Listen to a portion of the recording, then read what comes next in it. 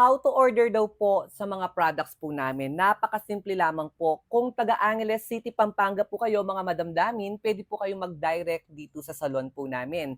Pwede po kayong bumili ng mga products po natin. Meron po tayong shampoo conditioner, 800 pesos, hair shine mask, 350 pesos, hair serum from Laxis, 800 pesos, milk protein, 450 pesos, 4-in-1 treatment, 2,500. And then yung cysteine po natin na pangmalakasan by Alpha 8 is 3,800 po. At marami pa pong ibang mga products and treatments na binibenta po namin.